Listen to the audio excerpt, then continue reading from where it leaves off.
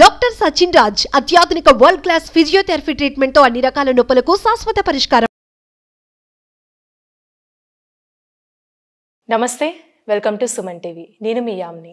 ప్రస్తుతం మనతో ఉన్నారు ప్రముఖ ఆధ్యాత్మికవేత్త, ప్రముఖ జ్యోతిష్య వాస్తు పండితులు మనతో సూర్యనారాయణ శర్మ గారు ఉన్నారు. వారితో మాట్లాడదాం. నమస్కారం గురుగారు. నమస్కారం అమ్మ. శుభం బియాదు. గురుగారు, ఈ 2024 సంవత్సరంలో అసలు కన్యారాశి వారికి అండి ఏ విధంగా ఉంటుంది? 2024 కన్యారాశి. కన్యారాశిలో మనకు కేతు యొక్క ప్రభావం కనిపిస్తానండి. అంటే కేతు ఆ సంవత్సరం అంతా అక్కడ కన్యారాశిలో ఉంటాడు.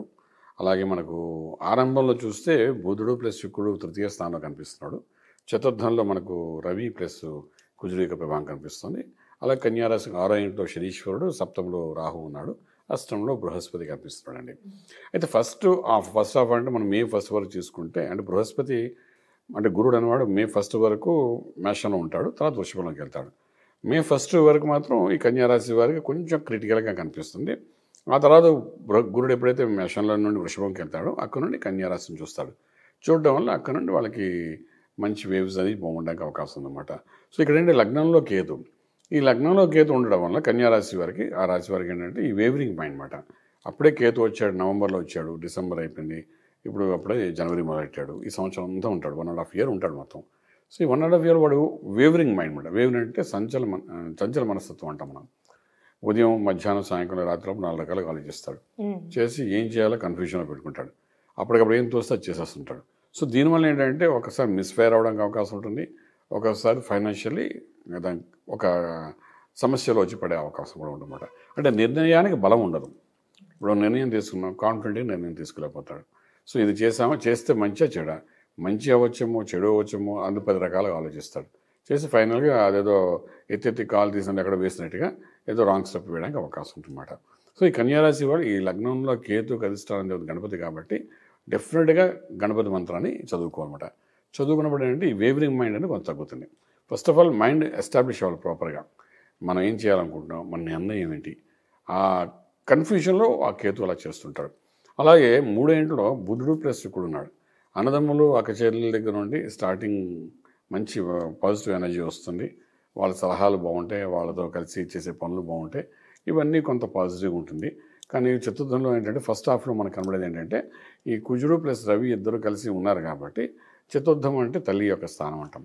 చతుర్థం అంటే ఇల్లు, వాకిలి, వాహనం అడుగు చెందుంటాం. సో ఫస్ట్ హాఫ్ అంటే ఫస్ట్ జనవరి అంతా మాత్రం కొంతవరకు అమ్మగారి యొక్క ఆరోగ్యం గురించి ఆలోచించాలి. అలాగే వాళ్ళు ఆపరేషన్స్ ఏమైనా అవుతాయేమో, మెడికల్ ప్రాబ్లమ్స్ ఏమైనా వస్తాయో చూసుకోవాలి. అలాగే వాహనం మీద నడిపేటప్పుడు కొంచెం జాగ్రత్త తీసుకోవాల్సి వస్తుంది. అలాగే మనకు ఇంటి వ్యవహారాలు, మనకు ఏమైనా రిజిస్ట్రేషన్స్ పెట్టుకున్నా, లేదంటే మనకు వంశపారపర్యంగా వస్తున్న ఆస్తిని బైఫ్రికేషన్ చేసుకోవాలన్నా అలాంటి చోట్ల కొంతవరకు మిస్టేక్ అయ్యే అవకాశం ఉంటుందన్నమాట. చాలా జాగ్రత్త పడాలి. ఏదైనా అవుట్ ఆఫ్ కోర్ట్ సెటిల్మెంట్స్ చేసుకోవడం అనేది చాలా మంచిది వీళ్ళకి. ఇక్కడ 4th house అలా ఉండబట్టి కూడా ఇదంతా మనం ఫస్ట్ 2 months గురించి మనం మాట్లాడుకుంటున్నమాట. సో ఇలా ఉంటుండగా మనకి ఏంటవుతుందంటే 6వ ఇంట్లో శనీశ్వరుడు, 7వ ఇంట్లో రాహు ఉన్నాడు. ఈ 6వ ఇంట్లో శని ఏం చేస్తాడంటే హెల్త్ ఇష్యూస్ దగ్గరికి వచ్చినప్పుడు అంటే పాదం పైన మోకాల కిందన దాని మీద కొంచెం అటాక్ చేయడానికి ప్రయత్నం చేస్తాడు. సో అక్కడ ఏదో న్యూరో ప్రాబ్లం రావడం కానీ, అక్కడ ఏదో బోన్ పెయిన్స్ రావడం కానీ, దీని మూలాన అంటే స్ట్రెస్ ఎక్కువ తీసుకోవడం కానీ ఇవన్నీ జరగడానికి అవకాశం ఎక్కువ ఉంటాయి హెల్త్ పాయింట్ ఆఫ్ వ్యూ ఆలోచిస్తే. అలాగే సప్తంలో రాహు, అష్టంలో గురుడు ఉన్నాడు. అష్టమ గురుడు అన్నవాడు ఏంటంటే ఖచ్చితంగా కొలెస్ట్రాల్, థైరాయిడ్ తీసుకొస్తాడు. అంటే యుక్త వయసు వాళ్ళకి కాదు, పెద్దవాళ్ళకి అయితేను. ఈ గురువు యొక్క అష్టంలో ఉండడం అనేది అక్కడ గురువు అనేది మంచి సీన్ కాదు అక్కడ ఉండడం. సో అక్కడ ఇంకొక 4 months ఉంటాడు వాడు, మే 1 వరకు ఉంటాడు. సో ఈ మే 1 వరకు అష్టంలో గురుడు బాగలేదు, సప్తంలో రాహు బాగలేదు, 6వ ఇంట్లో మనకు శనీశ్వరుడి ప్రభావం కొంచెం తక్కువగా ఉంది. చతుర్థంలో ఉన్న ఈ 2 గ్రహాలు సరిగ్గా పనిచేయవు. సో ఈ కన్యారాశి వాళ్ళకి ఏంటంటే ఒక రకంగా మే 1 వరకు ఏం పని చేయాలన్నా, కొత్త వెంచర్స్ స్టార్ట్ చేయాలన్నా, కొత్త యాక్టివిటీస్ చేయాలన్నా, అగ్రిమెంట్స్ చేసుకోవాలన్నా, కాంట్రాక్ట్స్ పెట్టుకోవాలన్నా, బిజినెస్ పార్ట్నర్షిప్ చేయాలన్నా, ఇలాంటి వాటి అన్నిటికీ ఏంటంటే కొంత రిలాక్సేషన్ ఫస్ట్ హాఫ్లో వదిలేసి సెకండ్ హాఫ్లో తీసుకెళ్తే చాలా బాగుంటుంది. మే 1 నుండి అది మంచి పాజిటివ్గా ఉండడానికి అవకాశం ఉంటుంది. గురుబలం ఉంటుంది కాబట్టి it gives a more energetic మాట అది ఉంటుంది. అలాగే వీళ్ళకి ఏంటంటే ఈ వేవరింగ్ మైండ్ ఉన్న కేతు, సప్తంలో రాహు, ఇవి 2 ఎప్పుడు ఎలా ఉంటాయంటే స్పెషల్ 7th ఆస్పెక్ట్లో దృష్టి పెట్టుకుంటే భార్యాభర్తల మధ్య జరుగుతున్న అన్యోన్యత గురించి చెప్తుందన్నమాట. సో వీళ్ళు ఇంకొకటి ఏంటంటే లగ్న కేతు, సప్తమ రాహు ఉన్నప్పుడు అంటే ఒకవేళ చిన్నపిల్లలు ఉన్నారు, వివాహం చేసుకోవాలనుకుంటారు, గాంధర్వ వివాహం ఎవరో ఇష్టపడతారు, ఇలా వాళ్ళందరూ అనుకుని మే 1 తర్వాత దాన్ని సీరియస్గా ప్రయత్నం చేస్తే సక్సెస్ఫుల్ అవుతుంది. అంటే దాన్ని మనం ఎంకరేజ్ చేస్తున్నామని కాదు, అక్కడ గురుబలం ఉంటుంది కాబట్టి డెఫినెట్గా అదొక సక్సెస్ఫుల్ మీటింగ్ అనే అవకాశం అనమాట. చూడండి కొన్నిసారి ఇంట్లో చెప్తే ఇబ్బంది పడుతుంటారు, జరగకుండా ఉంటాయి, వివాహాలు జరగకుండా ఇబ్బంది పెడుతుంది. అలాంటివన్నీ మే 1 తర్వాత వీళ్ళుగాని అనుకుంటే సక్సెస్ అవడానికి అవకాశం బాగానే కనిపిస్తుంది అనమాట. అలానే ఇప్పుడు కోర్టు సమస్యలు ఉన్న వాళ్ళకి కానీ రియల్ ఎస్టేట్ రంగానికి సంబంధించండి అసలు ఇయర్లో ఏ విధంగా ఉంటుంది వాళ్ళకి? రియల్ ఎస్టేట్ బిజినెస్ వీళ్ళు బాగానే వెళ్తున్నాయండి, ప్రాబ్లం లేదు. అలాగే కోర్టు సమస్యలు కూడా వీళ్ళు కొంతవరకు ఫస్ట్ హాఫ్లో అంటే ఫస్ట్ మార్చి వరకు మాత్రం కొంచెం జాగ్రత్తగా హ్యాండిల్ చేసుకోవాల్సి వస్తుంది. మార్చి నుండి బాగానే ఉంటుంది. ఇవి 2 ఆస్పెక్ట్స్లో బాగానే ఉంటుంది, మన వరే అవ్వట్లేదు. ఇక ఫుడ్ ఇండస్ట్రీ, ఫార్మా ఇండస్ట్రీ, తర్వాత బేకరీస్, మిల్క్ ప్రొడక్ట్స్ సంబంధించిన వ్యాపారాలు, ఆర్గానిక్ ఇండస్ట్రీ, అలాగే మనకు పెస్టిసైడ్స్ అనుకోండి, కెమికల్స్ అనుకోండి, దానికి సంబంధించిన వ్యాపార వ్యవహారాలు నడిపే వాళ్ళకి మంచి ప్రాఫిటబుల్గా వెళ్తున్నాండి సంవత్సరం. ఏదైనా మనకు second innings of the life అన్నట్టుగా second half of the year మనకు ఈ కన్యా రాశి వాళ్ళకి ట్రెమెండస్ ప్రాస్పెక్టివ్గా కనబడుతుంది అనమాట. ఫస్ట్ 5 months కంటే సెకండ్ 8 months చాలా 7 months బాగుంటుంది అన్నమాట వాళ్ళకి. ఈ ఫస్ట్ 5 మాత్రం న్యూట్రల్గా వెళ్తుంది అనమాట.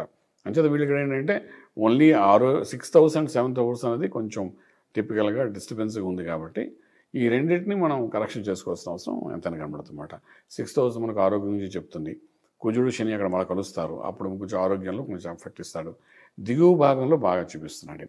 అంటే 90% మోకాళ్ళ కింద భాగంలోనే అటాక్ చేస్తుంది. అది మోకాళ్ళ కింద భాగం అంటే మనకి పెద్దవాళ్ళైతే న్యూరో సిస్టమ్ ఎఫెక్ట్ చేయడం, ఇంకొంచెం చిన్నపిల్లలు అయితే బళ్ళ మీద వెళ్తున్నప్పుడు ఎముకకి సంబంధించిన యాక్సిడెంట్ దెబ్బలు తగలడం, ఇలాంటి చిన్న ఏవో చూపిస్తుంది.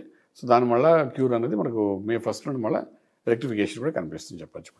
అంటే ఈ రాశి వారికి ఏమైనా పరిహారం అంటూ ఉందండి ఈ ఇయర్లో చేసుకోవడానికి? పరిహారం అని అనేసరికి అంటే మళ్ళీ వీళ్ళకంటే విష్ణు వంశానికి సంబంధించిన మంత్ర సాధన చేయవలసి వస్తుంది. నారాయణ అష్టాక్షి మహామంత్రం కానీ, అలాగే మనకు నరసింహస్వామిని పూజించడం కానీ, లక్ష్మీ నరసింహస్వామిని కానీ, ఉగ్ర నరసింహస్వామిని కానీ, లేకపోతే నరసింహస్వామిని కానీ, అంటే ఆ రూపాలు ఉంటాయి కదా, ఏదో ఒక రూపాన్ని దానికి ఉపదేశ మంత్రం ఉంటే మంత్రం చేయడం కానీ, స్వామివారికి అభిషేకం చేయడం కానీ, ఇట్లా ఇవన్నీ చేసుకోవడం, ఇవంతా మొదట ఖచ్చితంగా కొంచెం ఆధ్యాత్మికంగా కొంచెం చేసుకోవాలండి.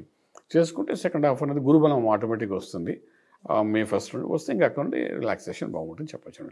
చాలా చక్కగా తెలియజేశారు గురుగారు, ధన్యవాదాలు. శుభం బియాదు.